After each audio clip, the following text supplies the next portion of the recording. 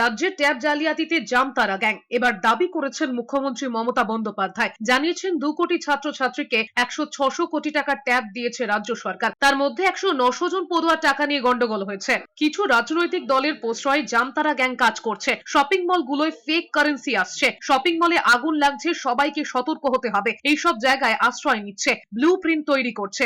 সীমান্ত টালমাটাল চলছে। সীমান্ত কেন্দ্রীয় সরকারের অধীনে, কেন ব্যবস্থা নিচ্ছে না তা নিয়েও প্রশ্ন তুলেছেন মুখ্যমন্ত্রী মমতা বন্দ্যোপাধ্যায়। এদিকে ট্যাব জালিয়াতির পাশাপাশি এবার কন্যাশ্রী প্রকল্পে হ্যাকিং এর আশঙ্কায় জেলা শাসকদের সতর্ক করে 6 দফা নির্দেশিকা পাঠিয়েছে নারী ও শিশু কল্যাণ দপ্তর। জেলা শাসক ছাড়াও সব জেলা সোশ্যাল ওয়েলফেয়ার ডিরেক্টরদের নির্দেশিকা পাঠানো হয়েছে। নির্দিষ্ট সময় অন্তর পাসওয়ার্ড পাল্টানোর পরামর্শ দেওয়া হয়েছে।